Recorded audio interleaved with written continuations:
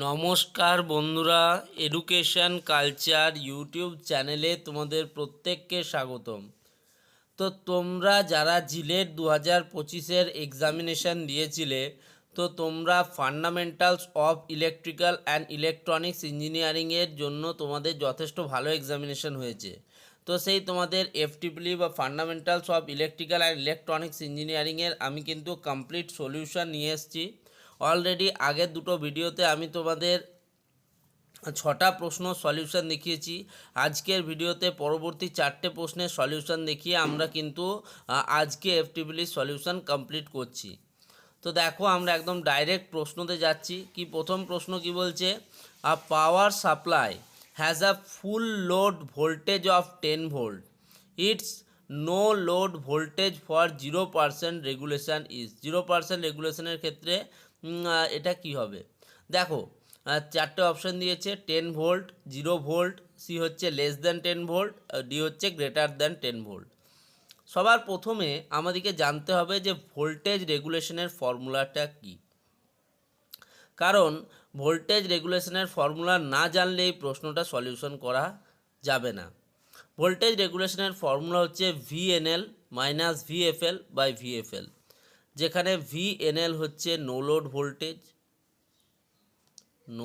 Voltage, তোমার ভিএফএল হচ্ছে ফুল load voltage.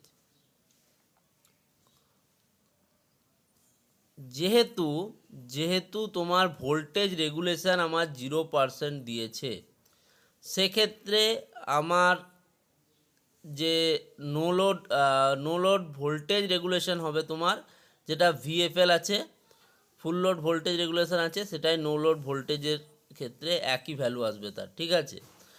তো সেক্ষেত্রে এটা হবে তোমার 10 ভোল্ট। অপশান এ হবে এর সঠিক উত্তর।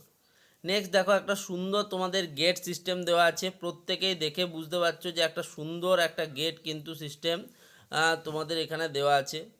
এবার অনেকেই প্রশ্ন করছো যে এটা কি গেট সিস্টেম। তো দেখো, এখান থেকে তোমরা দেখতেই পাচ্ছ এখানে দুটো কিন্তু ন্যান্ড গেট দেওয়া আছে।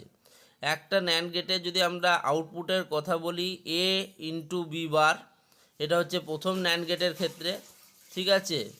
আর পরেরটার ক্ষেত্রেও কিন্তু একই হবে, প্রথমটার ক্ষেত্রেও হবে এ ডট বি কিন্তু বার, দুটোর ক্ষেত্রেই। তাহলে এবার আউটপুটের জন্য কি হবে? আউটপুটে তোমরা দেখতে পাচ্ছ এই দুটো ন্যান্ড গেট থেকে আউটপুট গেছে, তাহলে এটার হবে A dot B bar into A dot B bar তার হোল বার, পুরোটার কিন্তু বার সিস্টেম হবে, ঠিক আছে। এবার যদি আমরা এটা করি তাহলে হচ্ছে দেখো A into B double bar into একই সাথে তোমার A into B double bar, দুটো কিন্তু বার সিস্টেম এখানে আসবে। তো এটা হয়ে যাবে তোমার, সরি এটা প্লাস হবে, okay, A dot B in plus A dot B bar. তাহলে এখান থেকে দেখতেই পাচ্ছ ডবল বার হলে সেইটাই থাকে, তাহলে A dot B plus A dot B, অর্থাৎ এর তোমার যে ইকুয়েশনের সলিউশন সেটা হবে এ ইন্টু বি বা এ ডট বি। তাহলে এটা কার সমীকরণ তোমরা প্রত্যেকে জানো, এটা অ্যান্ড গেটের সমীকরণ, ঠিক আছে। অপশান সি অ্যান্ড গেট হবে এর উত্তর, ওকে।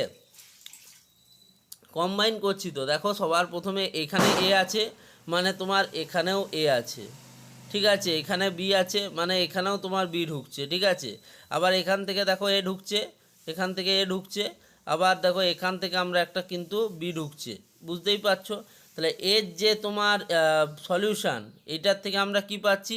এ ডট বি বার, আর এটার থেকে আমরা কি পাচ্ছি? A dot B bar. এবার এদের যে কম্বিনেশন ফর্ম, যে এদের আউটপুটটা, সেটা কোথায় যাচ্ছে? ওয়াই যাচ্ছে। ওয়াই গিয়ে সেটা কী করছে? A dot B bar plus A dot B bar তার হোল বার। তাহলে প্রত্যেকটার ক্ষেত্রে আলাদা আলাদা করে ডবল বার রয়েছে, সেক্ষেত্রে এটা হবে এ ইন্টু বি ন্যান্ড গেটের সমীকরণ, ঠিক আছে। নেক্সট দেখো 99 নম্বর প্রশ্ন। এটা একটা অনেক সহজ একটা প্রশ্ন তোমাদের দিয়েছে। এই প্রশ্নটাতে অনেকের ভুল হয়েছে, তার কারণ তাদের একটু বোঝার সমস্যা রয়েছিল। দেখো কি বলতে চেয়েছে এখানে, অনেকে কিন্তু অপশন বি করে এসছে 5 + 5/√2 অ্যাম্পিয়ার। তো সেটা কেন হবে না সেটা জানিয়ে দিচ্ছি। দেখো, PMMC permanent magnet moving coil ammeter measures a current I function of t, টাইমের function 5 + 5 sin 100 pi t ampere. The reading of the meter will be, মিটারের রিডিং চেয়েছে। দেখো পিএমএমসি সবসময় অ্যাভারেজ ভ্যালু মেজার করে, তোমরা প্রত্যেকেই জানো। এবার তোমাদের আরেকটা জিনিস জানা উচিত যে পিএমএমসি সবসময় কিন্তু অ্যাভারেজ ভ্যালুটাকে তার মানে নির্ধারণ করে, ঠিক আছে। ডিসি ভ্যালুটাকে কিন্তু সে নেয়। তো সেক্ষেত্রে এখানে ডিসি ভ্যালু হচ্ছে 5, তাহলে এর আনসার হবে কিন্তু 5 অ্যাম্পিয়ার। এটা একদম সহজ একটা প্রশ্ন দিয়ে দিয়েছে, এটা ট্রিক কিছুই অ্যাপ্লাই করার এখানে নেই। খালি তোমাকে জানতে হবে যে পিএমএমসি অ্যামমিটারের কাজ কী কী মেজার করে, এটুকু জানলেই কিন্তু তুমি এই প্রশ্নটা অনায়াসেই করতে পারবে। নেক্সট দেখো কি বলছে, the following circuit carries alternating current I1 and I2. Under which condition I1, I2 and I will be in same phase? The frequency of the alternating current is 50 Hz. আমাকে এখানে দেখতে পাচ্ছ একটা সার্কিট দিয়েছে এবং জানতে চেয়েছে যে আমার কখন I1 এবং I2 যে কারেন্টগুলো রয়েছে সেগুলো সেম ফেজে থাকবে, এবং তার জন্য দেখো চারটে অপশান দিয়েছে, R1 R2 equals to L1 L2, option বিতে দিয়েছে R1/R2 equals to L1/L2, option সিতে দিয়েছে। হ্যাঁ, তো এই সার্কিটটার ক্ষেত্রে আমরা যদি দেখি, দেখো আই কারেন্ট এসে দুটো পার্টে ভাগ হয়ে গেছে I1 I2-তে। I1-এর তোমার যে কম্পোনেন্ট আছে, রেজিস্ট্যান্স আছে R1 আর ইন্ডাকটেন্স আছে L1, তারপরে এখানেও রেজিস্ট্যান্স আছে R2 L2 এবং কারেন্ট যাচ্ছে I2। আমরা জানি যে the voltage across each parallel branch is the same. Parallel ব্রাঞ্চের ক্ষেত্রে ভোল্টেজ দু প্রান্তেই সমান হয়। তাহলে ভি ইকুয়ালস টু আমরা লিখতে পারি I1 R1 plus L1 dI1/dt। একইভাবে আমাদের সেকেন্ড পার্টের ক্ষেত্রে ভোল্টেজ কি হচ্ছে I2 R2 plus L2 into dI2/dt। Magnetic সার্কিটের ক্ষেত্রে এরা পরস্পরকে ক্যান্সেল আউট করে, সো I1/I2 ইকুয়ালস টু আমরা লিখতে পারি L2/L1।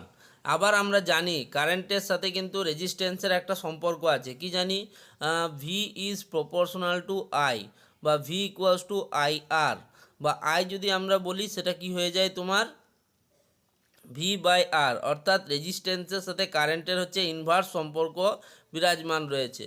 তো সেক্ষেত্রে আমরা বলতেই পারি যে I1/I2 ইকুয়ালস টু R2/R1। এটা হয়ে গেল আমার 1 নম্বর সমীকরণ, এটা হয়ে গেল আমার 2 নম্বর সমীকরণ। তাহলে 1 আর 2কে যদি আমি সমতুল্য করি তাহলে এখান থেকে আমি কি পাচ্ছি, এখান থেকে আমি পাচ্ছি R2/R1 equals to L2/L1। So এখান থেকে আমরা দেখতেই পাচ্ছি কোন ইকুয়েশনটা আমাদের সলভ হচ্ছে। দেখো R1, আমাদের যে ইকুয়েশনটা সলভ লাইন থেকে বুঝতেই পারছো, এই ইকুয়েশনটাকে যদি আমি উল্টে দিই তাহলে আমি লিখতেই পারি R1/R2 ইকুয়ালস টু L1/L2। ঠিক আছে, এটাই হচ্ছে আমাদের আনসার হবে আমাদের অপশান বি। ঠিক আছে, তো এই ভিডিওটা এখানেই শেষ করছি, ধন্যবাদ।